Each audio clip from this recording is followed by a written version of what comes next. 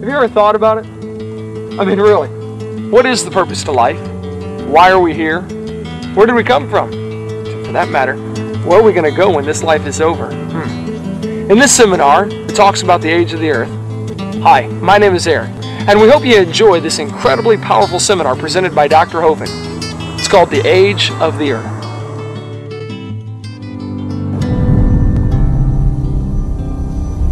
Well, it's an honor to be here tonight in Tennessee. My name is Kent Hovind. I taught high school science, and I tell people right up front that I believe the Bible is the infallible, inspired, inerrant Word of the living God. I believe it from cover to cover. There are three things to try to accomplish in my seminar. Number one, I want to strengthen your faith in the Word of God. Number two, if you're not saved, I want to try to get you converted. I'll tell you right up front, I'm after you, okay? I'm not sneaking up on you. I'm after you, all right? Number three, if you're saved and you're not doing much for the Lord, then I'm going to try to make you uncomfortable. All right? You know where we're going now. Okay. Okay, this is not my wife. That's just a picture of her. Last summer was our 31st anniversary, and we sat down and figured out how much money we have spent since we got married. We have spent all of it. We live in Pensacola, Florida. What's left of it, Hurricane Ivan about blew it off the map. We want to change people's worldview. There are two ways to look at this world. That's called your worldview. How do you view this world? Some people look at the world one way and some look at it another way. We'll talk about that in a minute. But the way you view the world determines how you will answer the four great questions of life. There are four fundamental questions that every single religion on planet Earth tries to answer. Who am I? Where did I come from? Why am I here? And where am I going when I die? The way you answer those questions is totally determined by your worldview. Some people look at the world and say, you know, it's amazing. A Big Bang made this from nothing. That's the humanist worldview based on the evolution theory. Other people look at the world and say, you know, there's incredible design. There must be a designer. That's the creationist worldview based on creation. And those two worldviews are at war with each other. I mean, somebody is wrong.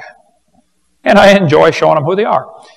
I've done a lot of debates, over 92 debates now I've done at universities. One here at UT Knoxville against Dr. Pigliucci. Debated him twice. I'll be glad to do it again. I don't think he will, but I'll be honored, you know. The guys I debate are a lot smarter than I am. But I slaughter them because I'm right and they're wrong. You know, it's real simple. Real simple. But if the evolution theory is true, how would you answer the four great questions of life? Who am I and what am I worth? Well, if evolution is true, you're nothing important. You're just a piece of protoplasm that washed up on the beach. You're not worth a thing. Actually, you're part of the problem, you see, because you are one of the polluters of the environment. And the more of you we can get rid of, the better. See, that's normal thinking if evolution is true. Where did I come from? Well, if evolution is true, you came from a cosmic burp about 20 billion years ago. Why am I here? What's the purpose of life? Well, if evolution is true, there's no purpose to life, so you might as well have fun. If it feels good, do it. Where am I going when I die? Well, if evolution is true, you're going to the grave and you're going to get recycled into a worm or a plant. But see, the Bible says, in the beginning, God created the heaven and the earth. Now, if that's true, that puts a whole different set of answers to those questions. That means we better try to figure out who God is and find out what He wants and do what He says, because He created this place, which means He owns it, which means He makes the rules. We better find out what He wants. And if you're not obeying His rules, you may be in trouble one of these days. We're going to get into more of that later. But boy, the devil doesn't like this idea that God created the earth. The devil came to Eve in the Garden of Eden. Satan always tries to raise doubts about God's Word. That's one of the reasons we've got all this confusion on the different Bible versions. And right there is where the whole idea of evolution got started. It didn't start with Charlie Darwin. It started with Satan in the Garden of Eden. He wants you to think you can become a god. Yes, boys and girls, we started like an amoeba. And we're evolving. We're getting bigger and better and stronger and smarter. And someday we're going to sail around the universe and discover new life forms like Star Trek. People ask me all the time, they say, Hovind, do you think there's intelligent life on other planets? I say, nope. I taught high school 15 years. There's not much intelligent life on this planet. I didn't get to see a whole lot of it. Satan's a liar. He said, you can be like God. I'll tell you what, the Mormon church has swallowed that. They teach their people, if you're a good Mormon, when you go to heaven, you get to become God. And if you're a good Mormon wife, when you go to heaven, you get to be eternally pregnant, producing spirit babies. My wife don't want to go. She said, that's not heaven, honey. I was surprised to find out a couple years ago, some of the major Catholic theologians of the past have taught man can become God. It's still in their catechism right now. Now, most Catholics don't believe that, and they don't even realize some of their leaders have taught that. But even Kenneth Copeland said, Adam in the Garden of Eden was God manifest in the flesh. He said, you don't have a God in you, you are one. I'm sorry, Kenneth, you're crazy about that, okay? Kenneth Hagin said, the believer is called Christ, that's who we are, we're Christ. No, you're crazy, the job's not available, and you couldn't do it if you had it, okay? You're not God, right? Nor are you Christ. Walk on water sometime, I want to see that. Lucifer is the one who wants to be God. Lucifer said, I will ascend into heaven. I will exalt my throne above the stars of God. I will sit upon the mount of the congregation in the sides of the north. I will ascend above the heights of the clouds. I will be like the Most High. See, Satan wants to be God, but the job's not available, so he's all upset about that, and he can't be God. So he lied to Eve and told her she could be like God. Now, Satan hates us, though, because we're made in God's image. I like science, folks. I collect science books, and there's a lot of good science in these books, but there's some poison mixed with it. It's kind of like the rat poison. It's not the good food I'm against, it's the poison. I need a boy and a girl who would like to learn the scientific way to shoot a rubber band. Who would like to learn? Okay, that boy right there, come on up here. And one girl, let's get one girl. Come on. Way back there. Okay, hurry, run, run, run, run, run. Let's go. The scientific way to shoot a rubber band. What's your name, sir? Josh, how old are you, Josh? I was 10 for a whole year one time. That's amazing. I was supposed to be 11, but I was sick for 3 years when I was 2.5. Okay. And how old are you going to be when you're almost 12? 11. And how much does your mom pay you to be good? 9. So you're good for nothing, and you're 10. Okay, good. Pick a rubber band out of here, Josh. Okay, the brown one. And what's your name, ma'am? Laura. Pick a rubber band out of there, Laura. You want the pink one, of course. Oh, girl. Okay. Now what I want you to do, Josh and Laura, we're going to stand here and shoot the rubber band down the center aisle. Go ahead. Oh, that one won't work. That's a double one here. Let me try an orange one here. That's two tied together. I didn't see that. Okay, Josh, shoot the rubber band down the center aisle. Past the table. Not too far. Laura, give it a try. Come on.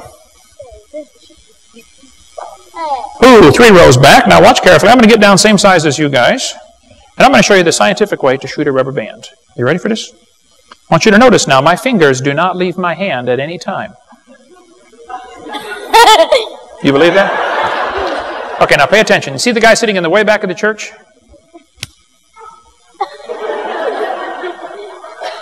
Oh, about 3/4 of the way there. Now, probably right about now, you're thinking of a question that has 5 words in it. What question are you thinking of? How do you do that? See, I told you it had 5 words in it, right? One side represents your flesh, that's your body, okay? The other side is your spirit. Now, your spirit has to live in your flesh, or else you're dead. See, if your spirit ever leaves your flesh, you got a real problem on your hands. Actually, the neighbors do, okay? But what most people do wrong in rubber band shooting and in real life, they put the same emphasis on the flesh and the spirit. See, if you pull both sides the same and let it fly, if you could watch it in slow motion, both sides are going... And all the energy is wasted inside the rubber band because the flesh and the spirit are fighting with each other. So, the secret to high-speed velocity through a fluid medium such as the atmosphere, which offers resistance, is to minimize or eliminate the turbulence. Okay? All I did when you guys weren't watching was stretch one side tighter than the other. One side's tight.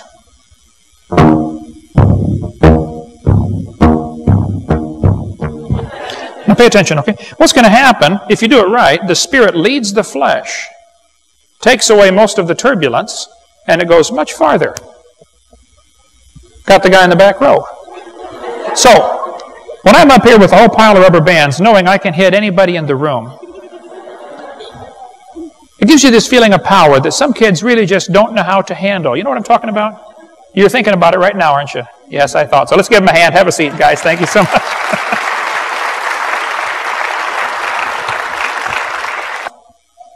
You feed the flesh too much. Shut off the TV once in a while, you know, simple. Okay? We like science. We're not against science. But I'm against poison mixed in with the science. That's all. Here's a first grade textbook. I'll show you what I'm talking about. They tell the kids in first grade, Earth has changed much since its formation 4.5 billion years ago. Now just hold on a minute. Is the Earth 4.5 billion years old? No, as we'll see in a minute. But if you tell that to a first grader, he's going to believe you. First graders believe everything you tell them. They believe bananas are moldy spider legs. I did. And then tell them again in second grade, since its formation 4.5 billion years ago, Earth has changed. Down at the bottom it says, life too has evolved on Earth. This word evolved is a very tricky word. I've done over 90 debates and about 7,000 radio and TV call-in talk shows, and I've learned how to win the debate on evolution in the first 5 minutes. It is so easy. If somebody says, do you believe in evolution? I say, well, what do you mean? Well, you know, evolution. No, which one are you talking about? There are 6 meanings to the word. Are you talking about cosmic evolution, the origin of time, space, matter? I don't believe in that, with the Big Bang. We'll talk about that in a minute. Are we talking about chemical evolution? Because according to the Big Bang theory, the Big Bang, you know, produced hydrogen and maybe some helium. Well, then how did we get all these other elements? You want me to believe uranium evolved from hydrogen? They'll say, well, you have fusion in stars. Yeah, but you can't fuse past iron very well. Number 2, you got a chicken and an egg problem here because you have to have the stars to make the elements and the elements to make the stars. Which one came first? Which brings up, of course, stellar evolution. How did the stars form? You know, nobody's ever seen a star form. Scientists don't even have a clue how a star could form. No even good theories about star formation. We cover more on that on video 7. But we see stars blow up all the time. It's called a nova or a supernova if it's a big one. That happens all the time. But we never see one form. And yet there's enough stars out there that we know about that everybody on planet Earth, every single individual, can personally own 11 trillion stars to yourself.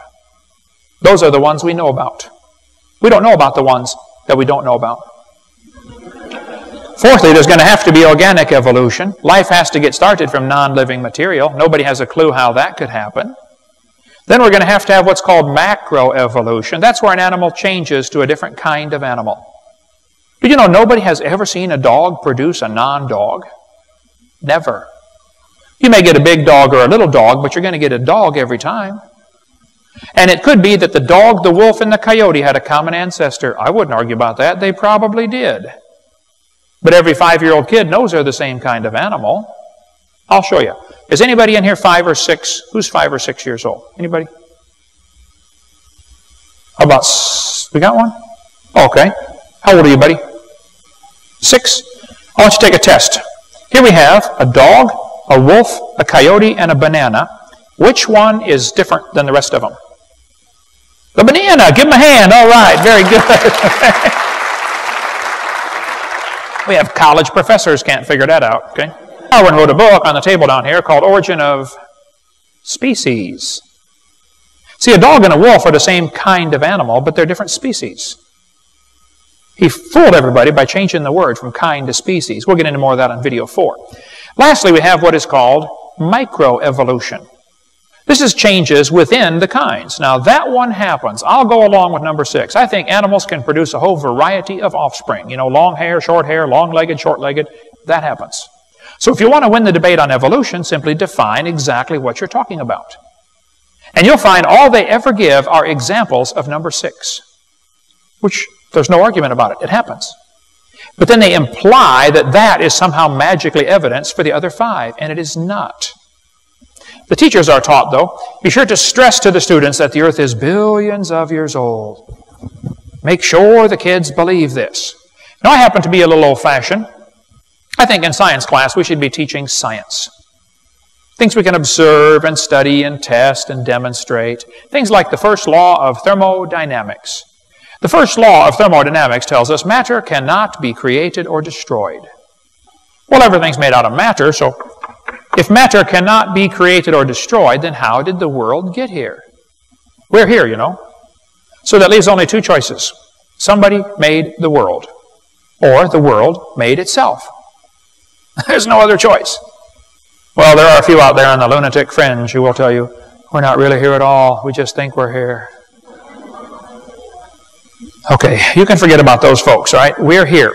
So either somebody made the world like the Bible says, God created it, or the world just made itself like the humanists believe. It just is self-existing and not created. Well, if the world just made itself, how could this happen? Boy, the devil thought about that for a long time. And finally, one day, he came up with the Big Bang Theory. How many of you have ever heard of the Big Bang Theory before? I was on the airplane years ago flying from Dallas to San Francisco, and I happened to sit right next to a professor from Berkeley, UCal Berkeley. I don't know if you folks in Knoxville have ever heard of Berkeley or not, but Berkeley is not a Bible college. So there I was on the airplane about that far away from this guy, and we started talking about creation and evolution. Everybody I sit by on the airplane wants to talk about that, so I talk about it with him. And he said he believed in evolution. I said, yes, sir, I figured that. You have to teach at Berkeley. I said, tell me, sir, if you believe in evolution, how did the world get here? He said, oh, it came from the Big Bang. I said, really? I'd like to hear about this. He said, you're a science teacher and you have never heard of the Big Bang? I said, oh, yes, sir, I've heard a lot about the Big Bang. And I believe in the Big Bang, but my Big Bang is a lot different than yours. I said, you tell me about your Big Bang, and then I'll tell you about my Big Bang. And so the professor took off on one of those answers that looked like it came straight from the textbook. He said, well, Mr. Hovind, I believe about 18 or 20 billion years ago. That's a long time. All the matter in the universe. That's a lot of stuff. By the way, the word universe comes from two Latin words, uni, which means single, and verse, which means a spoken sentence. Did you know we live in a single spoken sentence? God said, let there be. Now that'll preach, man. There's a sermon in there someplace right there, okay? And if your pastor can't find it, he ain't got no preach in him at all, okay? All the matter in the universe was concentrated into one very dense, very hot region that may have been much smaller than a period on this page. Say what? Everything in the universe squished into a dot smaller than a period on a page? Wow. That's one crowded dot. And heavy, too. Hey, and it ain't the first time it happened, boys and girls. This textbook says, someday after many billions of years, all the matter and energy will once again be packed into a small area, no larger than the period at the end of this sentence. Then another Big Bang will occur. It happens every 80 to 100 billion years. Can you believe they cut down a tree to print that?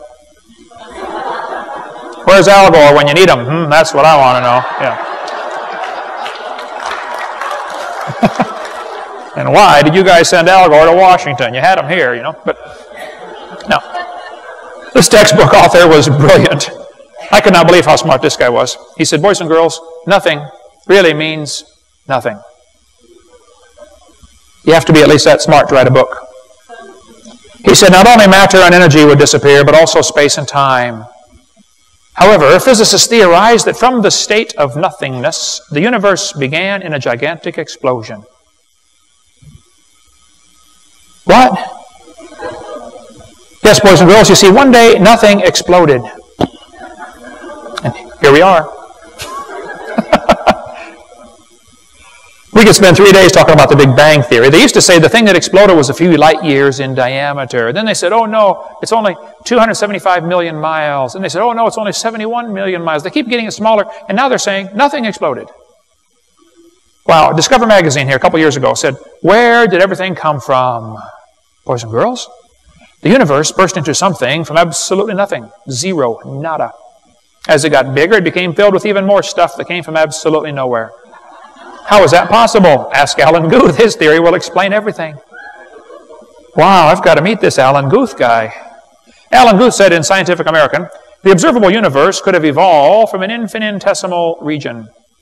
In the Hebrew, that's a dot. He said it's then tempting to go one step further and speculate that the entire universe evolved from literally nothing. You see, boys and girls, we all came from a dot, and the dot came from nothing. And they call that science? And put it in a science journal? I think I'd call that a fairy tale and put it in the garbage. I said, Professor, what happened to your dot? He said, well, over 20 billion years ago, all the dirt in the solar system was drawn into this little bitty tiny dot. And it was spinning. It spun faster and faster. And all of a sudden, it exploded. Big bang. And the pieces that flew off became galaxies and sun, moon, stars. And here we are, you know, people, nothing but stardust. I said, sir, can I ask you a couple of questions, please? He said, sure. What do you want to know? You know, we got a 3-hour flight sitting that far away from each other on the airplane, and I said, well, sir, I got a question. You said 20 billion years ago, all the dirt got together for the big squish and the big spin and the big bang. Where did all the dirt come from? You know, who made matter? He said, we don't know that for sure. I said, okay, now, sir, hold it. If I told you that I believe about 6,000 years ago God created the heaven and the earth, then you're going to say, and where did God come from? And I have no idea. But you said 20 billion years ago there was a big bang, and you don't know where the dirt came from. So basically, I believe in the beginning God, and you believe in the beginning dirt. That's the difference. One of many differences. By the way, these two timelines, it's the same thing right here behind me. On the top timeline, every inch represents 150 years. Abe Lincoln was not even president 1 inch ago. Okay? If I was to show you what 20 billion years looks like at the same scale as the top chart, I'd have to have this chart on the bottom to be this scale. This one would have to be 2,100 miles long. That's from Pensacola to Portland, Oregon. I don't want to carry a chart that big, so I made a new scale for the other one. Okay. The professor said he did not know where the matter came from. I said, well, sir, could you tell me where the laws came from? This universe is run by laws. You know, gravity, centrifugal force, inertia, Boyle's law, Cole's law. You can eat that with potato salad. Okay. There's all kinds of laws in the universe. Where did the laws come from? And by the way, why aren't the laws still evolving? Do you ever think about that? I mean, why is gravity always the same? Why don't you weigh 10 pounds more one day? You say, well, I do. Well, that's for different reasons, okay? But where did the energy come from anyway, huh? Who bought the gas to run this machine? The professor said, I don't know we don't know any of those things. Kids, if you go to school and some professor says, hey, do you believe in the Big Bang? You should say, yes, I do, and you better get saved and get ready for it. The Big Bang is coming soon to a city near you. By the way, if the world came from a Big Bang and slowly evolved over billions of years, why did Jesus die on the cross? What's the purpose of the death of Christ? The second law of thermodynamics tells us everything tends toward disorder. If you leave something alone for a while, it's going to rot, rust, die, fall apart, or break down. Nothing gets better by itself. Take a look at your hairdo when you wake up in the morning. You'll see exactly what I'm talking about. Everything tends toward chaos, right? Here is Sue at 20. Here she is at 90. And here she is at 3,000. Everything tends toward chaos, folks, all right? All you have to do is nothing, and everything deteriorates, collapses, breaks down, wears out. That's what the second law is all about. Everything is getting worse. Nothing's getting better. But the textbook says humans probably evolved from bacteria more than 4 billion years ago. Was your great-great-great-great-great-great-great-great-great-great-grandpa bacteria?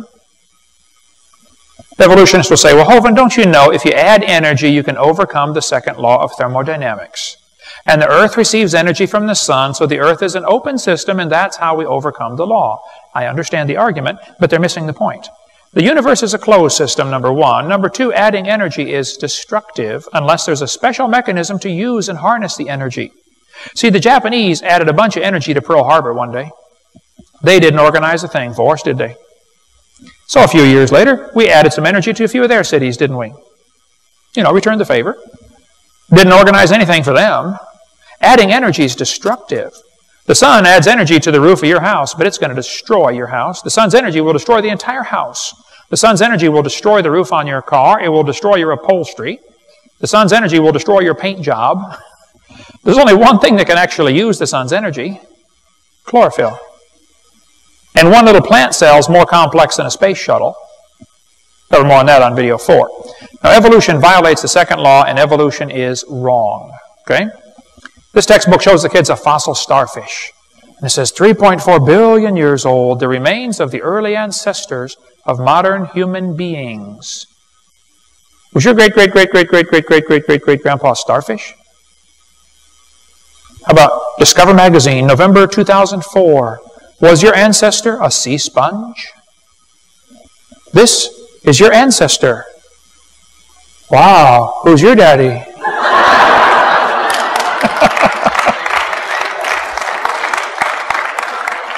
Now, please don't laugh at this next picture, okay? This is going to be a picture of my brother when he first wakes up in the morning after his first cup of coffee, which apparently was a little too strong, okay? By the way, I got to warn these kids. Kids, listen carefully. Do not drink coffee. Because if you drink coffee when you're young, when you get married, Your babies will be born naked and illiterate. And tea is worse. There was an Indian once that drank 4 gallons of iced tea. That night, he drowned in his teepee. Be careful with that stuff. That's deadly. Anyway, this will be my brother. Now, please don't laugh. He can't help it. There he is, right there. Notice what the textbook says. 30 million years ago. Now, kids, let me translate that for you. Anytime a textbook says millions of years ago, what it means is long ago and far away. That means a fairy tale is coming next, okay? That's your warning, fairy tale coming up. 30 million years ago, these critters evolved. Well, there's that word again. You got to watch that one. It says they're ancestral to both humans and modern apes. Ancestors to humans? Grandpa? What big eyes you have, Grandpa. The better to see you with, my boy. You know, we've been teaching kids they're nothing but an animal, and today a lot of them act like animals. Even Barbara Reynolds figured it out. She said, your kids go ape in school? Here's why. He's being taught evolution. Guess what, Johnny? You're an animal and share a common heritage with earthworms. You mean I'm just an animal? Okay. Have you ever stopped and thought that possibly what we're teaching the kids is maybe affecting how they behave? What you believe determines how you behave. Kids are taught today, you know, that you're just an animal. The rock music these days is all full of death and destruction and blood. I was in a debate one time and this professor said, Hovind, there are no absolutes. I said, are you absolutely sure? Blew his little brain. Now hold on a minute. How can I be absolutely sure? There's no absolutes. I was speaking in a public school in Pennsylvania a couple years ago, and this kid sat on the second row, and he said, Hovind, I'm an atheist. There's no God. I said, are you sure? He said, I'm sure. I said, well, let me ask you a question, son. I said, do you know everything? He said, oh, no. I said, okay, well, good. I said, do you think maybe you know half of everything? He said, no. I said, okay, well, let's just pretend for a few minutes that you know half of everything. Would it be possible then for God to exist in the other half you don't know? Brand new thought rattled around in his brain for a while. Got lost, I'm sure. I said, by the way, son, if you're an atheist, let me ask you a simple question. How do you tell right from wrong? Ask an atheist that question sometime. How do you tell right from wrong? He said, that's easy. I decide what's right and wrong. He said, I'm the God of my own universe. I said, I'm glad to hear about that, son, because I am going to shoot you in 5 minutes. He said, you can't do that. I said, oh, yeah, I can. You see, I am the God of my own universe, and I decided it's fine for me to shoot you. You see where that logic would lead in a hurry? And you found a treasure chest full of gold coins. And I asked you the simple question, when did the boat sink? You said, I don't know. Well, look at the dates on the coins. If there's a coin in that box from 1750, you ought to be able to figure out the boat sank after 1750. How many can figure this out with no help at all? Okay? It couldn't sink before that, could it? You don't poke around in the box and find the oldest coin. You have to find the most recent coin, and that kind of limits when the boat could have sunk. That's called the limiting factor. Did you know there are probably 100 different ways to tell how old the earth is? A lot of them give big numbers, a lot of them give small numbers, but it's the small ones we got to worry about. If you find a dinosaur bone, you should notice 2 things about it immediately. Number 1, it does not talk. Number 2, it does not have a date stamped on it. It does not say made by a dinosaur in 70 million BC in Taiwan. They don't say that, okay? So how do you tell the age of a fossil? How do you tell the age of the earth? How old is this earth anyway? Well, the Bible dates add up to about 6,000. Textbook says it's billions. Somebody is wrong. There's a difference between 6,000 and 20 billion. Congress doesn't seem to understand the difference, but there's a difference, okay? We'll talk about that in the next session. How do you show the earth is not billions of years old? But if it is only 6,000 years old like the Bible teaches, that raises some interesting questions. What about the dinosaurs? What about carbon dating? How did the light from the stars get here? What about Grand Canyon? Didn't that take millions of years to form? What about the geologic column? And I think I can answer that. However, compared to the evolutionists, we have a minor problem. See, they believe 18 or 20 billion years ago there was a Big Bang where nothing exploded and made everything.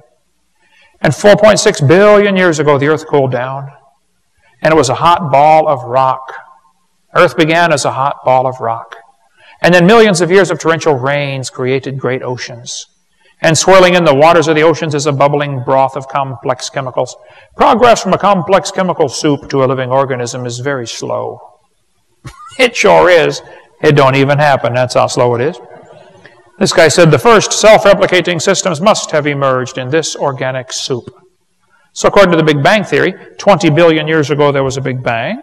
And then 4.6 billion years ago the earth cooled down. It rained on the rocks for millions of years and turned them into soup, and the soup came alive 3 billion years ago. And that first life form found somebody to marry. Now there's a good trick. And something to eat, of course, and slowly evolved into everything we see today. That's the Big Bang Theory. So great-great-great-great-great-great-great-grandpa was soup. I spoke at a college in Boston one time. They said, Hovind, you can come speak at our college if our professors can ask you any questions they want, because we like to show the students how dumb you Christians really are. I said, I would be honored to come for that. So I showed up. There were 6 professors and all their students in the room. You know, I felt like Daniel in the lion's den. I said, folks, I got my charts out. I said, folks, I believe the Bible. I believe 6,000 years ago God made everything, and 4,400 years ago there was a flood that destroyed everything. Noah saved 2 of each kind, not species, kind, on the ark. And then I told them what they believe, because most of them don't know what they believe, you know. 20 billion years ago, Big Bang. 4.6 billion years ago, earth cooled down, rained on the rocks for millions of years, and turned them into soup, and the soup came alive. One professor was really upset. He said, Hovind, do you realize there are hundreds of varieties of dogs in the world?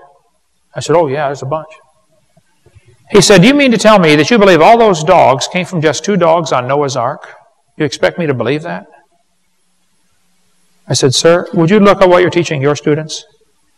You're teaching your students that all those dogs came from a rock. He didn't have any more questions after that. The earth is billions of years old. Jesus said the creation of Adam was the beginning. Now, was he lying? Was he stupid? Or was he right? How old is the earth?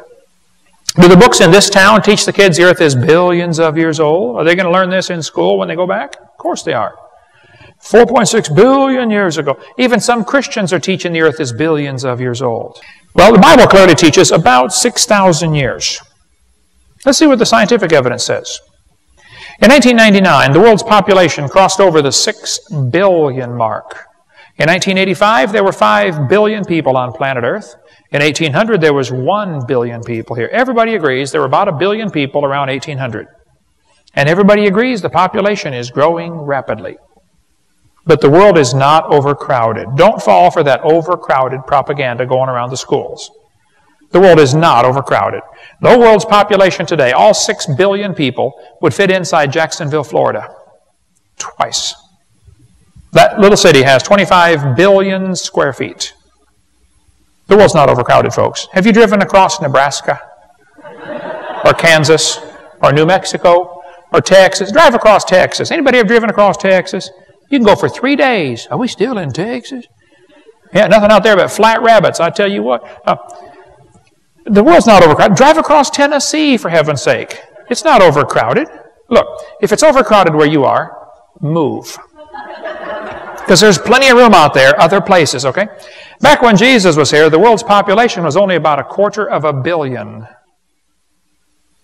It looks like the whole population growth curve started about 4,400 years ago. Now, if you believe in evolution, you got a problem. You think man's been here for 3 million years. In 3 million years, the population would have grown. Right now, there'd be about 150,000 people per square inch. That would be crowded.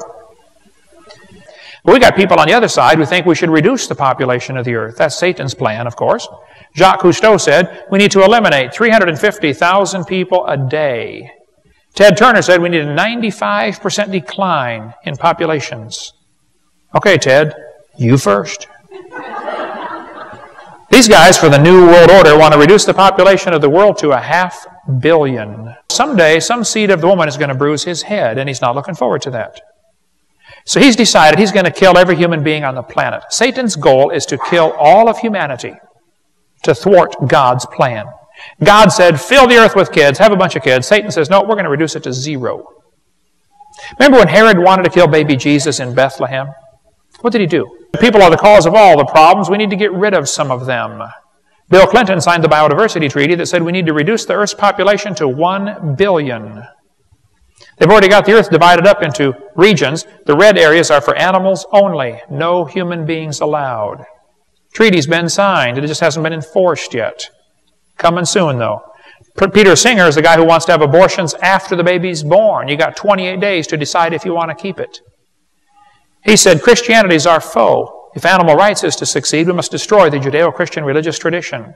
Like animals have more rights than humans. Greg said the world has cancer. The cancer is man. Prince Philip, the husband of Queen Elizabeth, she's the one that invented the microwave. Never mind. Okay. Prince Philip said, if I could be reincarnated, I would wish to return to Earth as a killer virus to lower human population levels. Nice guy, Phil. By the way, Monsanto's real busy on working on genetically modified foods.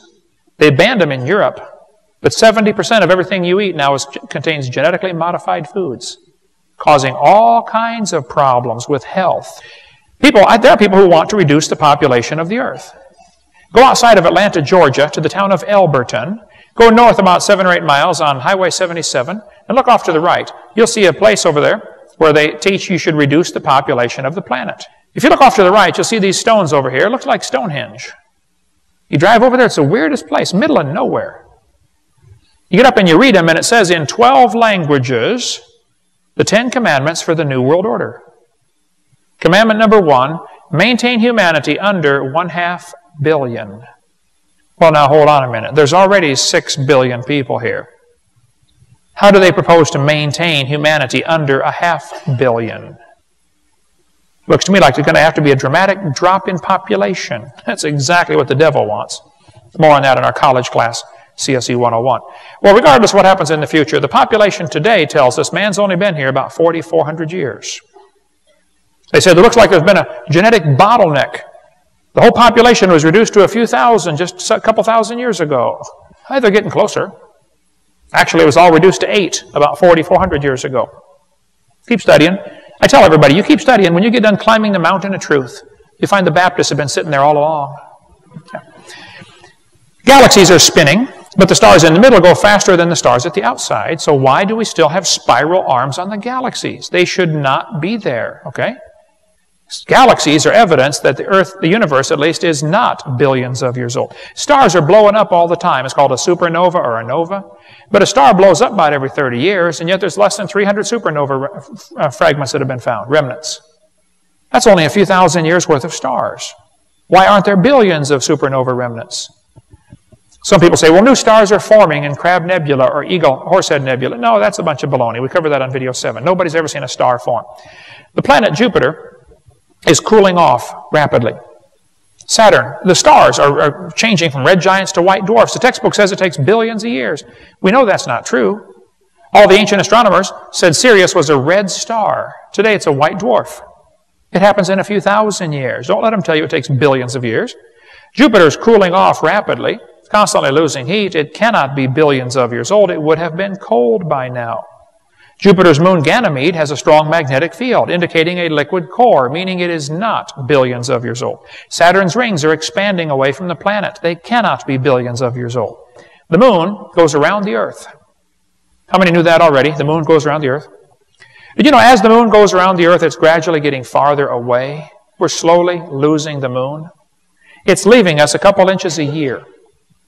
No big deal, nothing to worry about, plus nothing you can do about it anyway. But the moon is getting farther from the Earth every day. Now, kids, this is going to be complicated, so listen carefully. The moon is getting farther from the Earth every day. So that means that it used to be closer. How many can figure this out with no help at all? Okay. Well, if you bring the moon in closer, you start to create a problem because the moon causes the tides. Now, you folks in Knoxville probably don't worry about the tides, but in Pensacola, you worry about the tides. See, if the moon was closer, the tides would be higher. There's a law called the inverse square law. If you brought the moon into 1/3 the distance, you take the 1/3, flip it over, and square it. It's 9 times the gravitational pull. If you run all the math on this, you'll find out the moon and Earth would have been almost together 1.4 billion years ago. Walt Brown says 1.2 billion years ago is the max lifespan for Earth and moon. Well, if the moon was whizzing around just above the surface of the Earth, that explains what happened to the tall dinosaurs. They got mooned. The Earth is like a big magnet. Now, magnets always lose their strength. The Earth's magnet has lost 10% of its strength in the last 150 years. That means, of course, it used to be stronger since it's getting weaker, and it cannot be more than 25,000 years old. Just the Earth's magnetic field decline limits it to less than 25,000 years, and that also means carbon dating can't work. Give you a few examples here. The lower leg of a mammoth dated 15,000 years old, but the skin was 21,000. One part of a mammoth is 29,000 years old. Another part's 44,000. You talk about a slow birth. The textbooks will say, well, yes, the magnetic field's getting weaker, but that's because it's reversing, okay? It's a pattern of reversal. This is all part of another theory called Pangea. How many have ever heard of Pangea before? That all the continents used to fit together. Well, I bet they didn't tell you they shrank Africa nearly 40% to make them fit, did they? Did they tell you they took out all of Mexico and Central America? Señor, ¿qué pasa? ¿Dónde está Mexico, Panama, Costa Rica, Guatemala? And they don't tell you what I think ought to be obvious to a kindergartner. Did you know, if you take the water out of the oceans, you will notice there is dirt underneath. People say, Hovind, do you think the continents were ever connected? I say, well, what do you mean they're still connected? The Earth is spinning about 1,000 miles an hour at the equator, but the Earth is slowing down. The Earth actually slows down about 1,000th of a second every day. The Earth slows down. Astronomy magazine ran an article in 1992. They said Earth's rotation is slowing down. June will be 1 second longer than normal. We will have a leap second. Leap second? Yep. They have to have a leap second about every year to year and a half, because the Earth is slowing down. Now, kids, this is going to be complicated, so listen carefully. The Earth is spinning, but it is slowing down. So that means that it used to be going faster. How many can figure this out with no help at all? 4, 5, 6, 7, 9. Okay, good. Well, now, if the Earth is only 6,000 years old, this is not a problem. I mean, it was going a little faster. Adam wouldn't notice. He didn't have a watch anyway, as far as we know. But some of these guys would like me to believe the Earth is billions of years old. Man, if you go back billions of years, you're going to have a problem. The Earth would be spinning pretty quick. Get up, go to bed, get up, go to bed, get up, go to bed. You'd never get nothing done. Centrifugal force would have been enormous. Man, the winds would have been 5,000 miles an hour from the Coriolis effect. And you want me to believe the dinosaurs lived millions of years ago? I know what happened to them. They got blown off. No, they did not live millions of years ago. The Sahara Desert has what's called a prevailing wind pattern. The wind almost always blows the same way. This creates a serious problem. The hot air comes off the desert, kills the trees next door, and that area becomes desert. The process is called desertification. You can read about it in an earth science book. Sahara Desert has been studied very carefully. They did a long study on this and said, you know what, folks, the Sahara Desert is probably about 4,000 years old. That's when it started growing. Egypt used to be fertile land all over the place. Okay, well then I have a question. If the Earth is millions of years old, why don't we have a bigger desert someplace? Why would the biggest desert on the planet be less than 4,000 years old? Well, I have a theory about that. Now here's my theory. I believe about 6,000 years ago, God created everything. 4,400 years ago, there was a flood. Now, it's pretty hard to have a desert under a flood.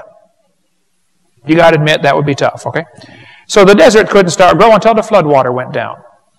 So I predict, based on the Bible, The biggest desert in the world will be less than 4,400 years old. It is. Wow, maybe the Bible's right. You know, when they drill into the ground, sometimes they hit oil. The oil's under incredible pressure in some places, up to 20,000 pounds per square inch. It'll come squirting up out of the ground like a big zit. 20,000 psi. Well, the guys who study the rocks on top of the oil say, you know, it just can't handle that pressure for more than about 10,000 years.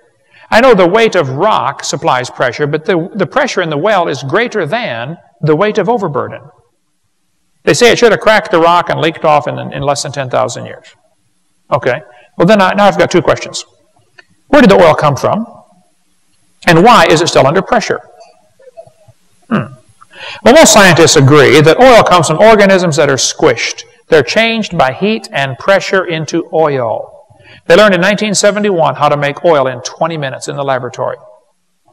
In Australia, they've got a treatment plant that takes sewage sludge and turns it into oil in 30 minutes.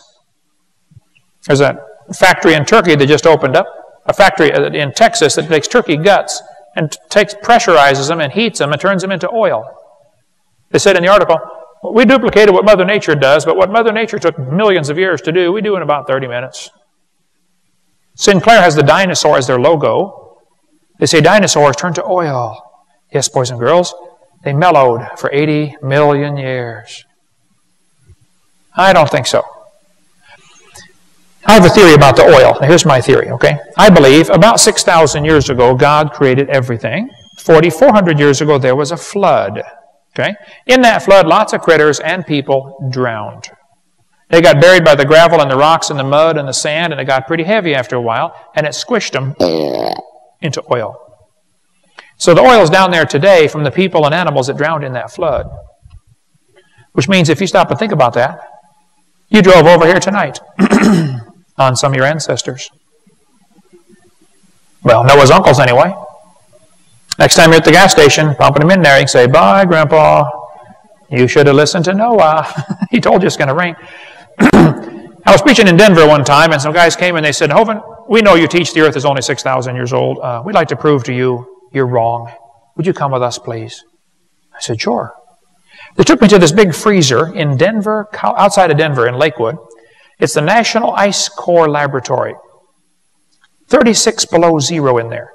They put this big suit on me, big hat, big gloves, big boots. I was freezing in 5 seconds when I walked in there. I got Florida blood, you know, it's real thin. They said, Hovind, we go to Greenland and we drill holes through the ice. You know, government job. And we take this big pipe, we drill it down in, and we bring this ice core out of the middle of the pipe, and we save it in this big freezer here in Lakewood, Colorado. We have 10 ice cores stored in this freezer. They said, they took me over and showed me one of the ice cores. They said, you see these rings on here? It looks like tree rings, dark, light, dark, light. I said, oh yeah, it's real clear. They said, well, what happens in the summer, the snow melts a little bit, and then it refreezes and makes clear ice. Shows up dark on the picture. In the winter, the snow just packs. It doesn't get a chance to melt. And so it shows up as a white layer. So these layers represent summer, winter, summer, winter, summer, winter, summer, winter. They said, now the deepest hole we've ever drilled is 10,000 feet deep. And we counted these ice rings, and there were 135,000 of them. And now you're going around telling everybody the earth is 6,000 years old. We can prove it's at least 135,000. I said, fellas, aren't you assuming those are annual rings? See, they didn't know about the Lost Squadron, apparently. But in World War II, some airplanes ran out of gas and landed in Greenland. Has anybody ever heard of the Lost Squadron? Okay, it's been on TV a bunch of times. Well, the airplanes got left there in 1942. They went on and fought the war. Everybody forgot about them until a rich millionaire from Kentucky got a brilliant idea. Go find those airplanes and bring them home. He went there looking for the airplanes. They had to use ground-penetrating radar to penetrate the ice, and they located the planes. They melted a hole to get down to a P-38. It was 263 feet below the surface. They melted this hole down to get to the plane, took the plane apart, and brought the pieces back up through the hole and put it back together in Middleborough, Kentucky, not too far from here. How far is Middleborough from Knoxville? 2 hours, maybe? Okay. The plane's up, that's where its home base is, Middleborough. Well, The planes were in the ice for 48 years. They were 263 feet down. That's 5.5 feet a year. Now, the deepest hole they've ever drilled is 10,000 feet. You divide that by 5.5, you get 1,800 years. I know deeper layers get squished, called glacial firn, so really 4,000 years is plenty of time to put all the ice at the North and South Pole. So why isn't there more ice at the North and South Pole? I visited the museum and saw the guy who dug out the airplane. His name is Bob Cardin. I said, Bob, when you went down to get to that airplane, did you go through ice rings? He said, oh yeah, many hundreds of them. I said, now wait a minute. How can there be hundreds of ice rings in 48 years? Shouldn't there be somewhere around 48? He said, who told you those are annual layers?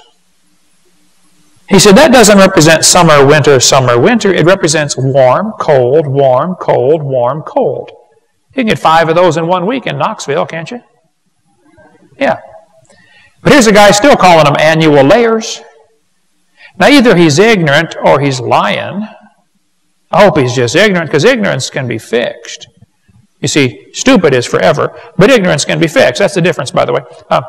A guy that works with the Eskimos said, Brother Hovind, I got 15 layers of snow on my car in 8 hours.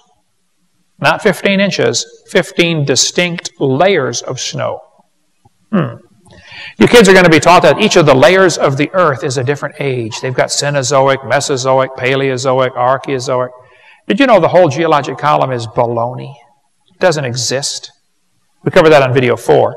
All over the world, petrified trees are found standing up, connecting these rock layers. Petrified tree connecting a bunch of layers can't be millions of years difference in the age of those layers. One in Cookeville, Tennessee, not far from here.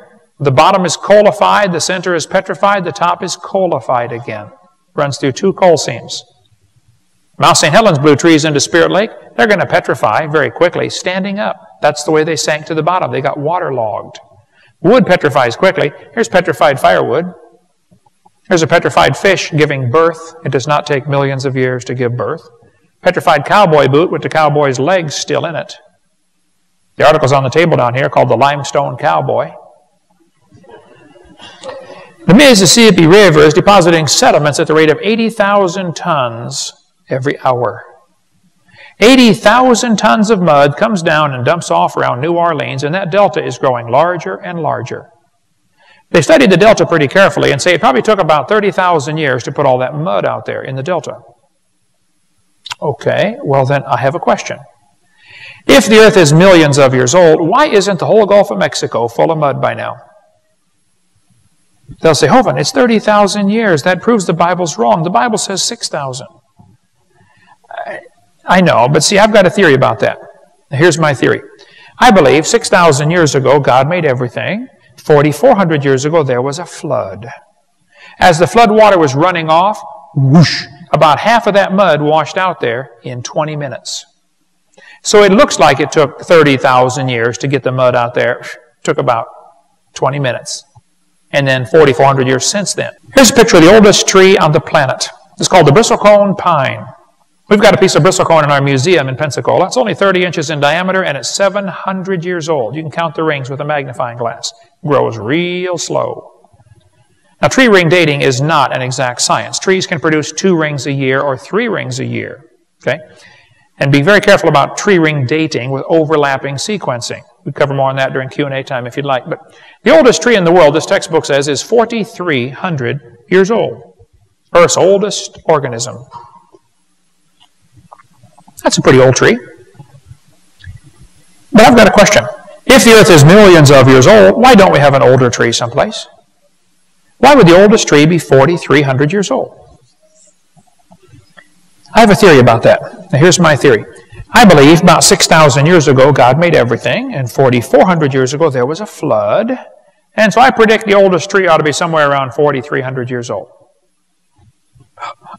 It is. Wow.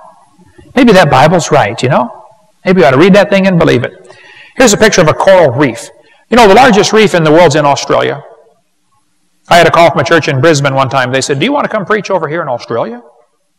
I said, I need to pray about this. He said, yes.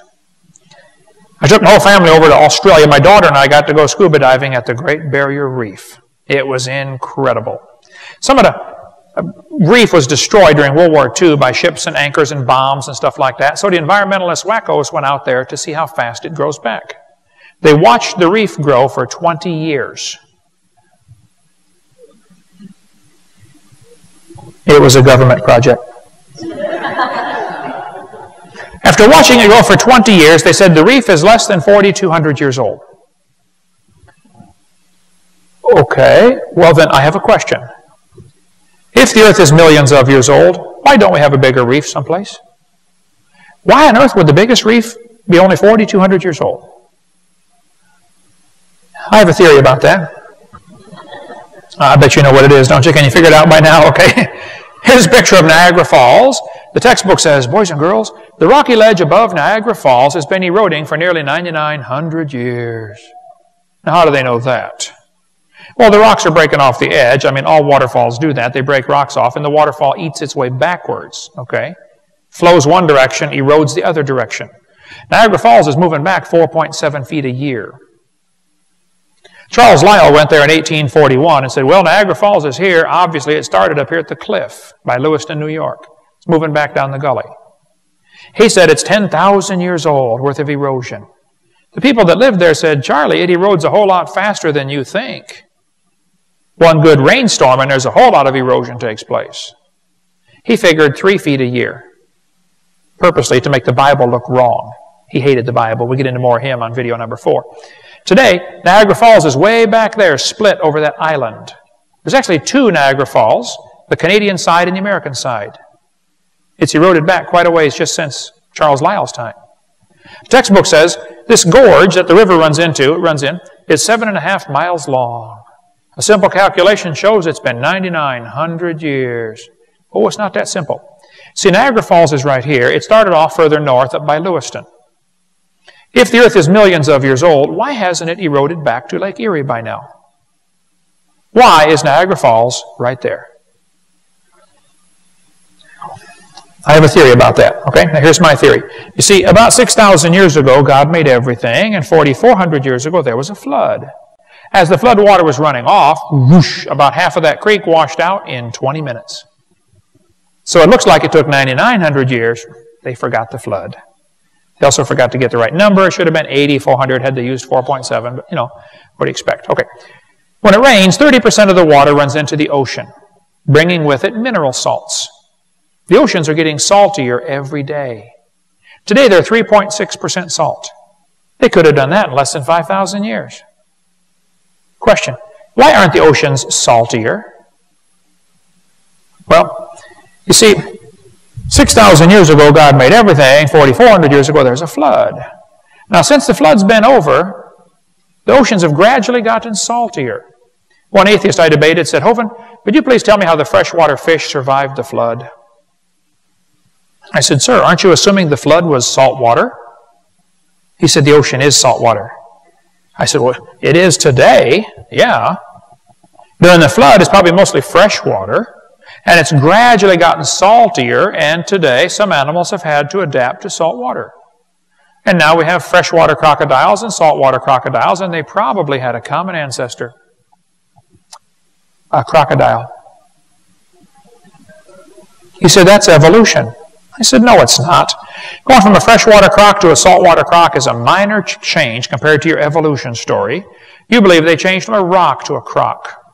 Now, that's a major change, okay?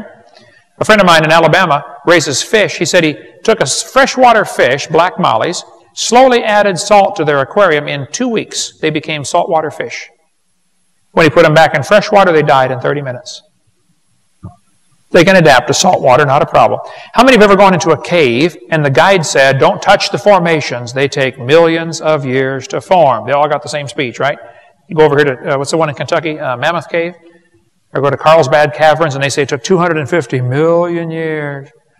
They did a study on these stalactites and one guy said, you know, the fastest they can grow is 2.5 inches per 1,000 years. That's the maximum growth rate.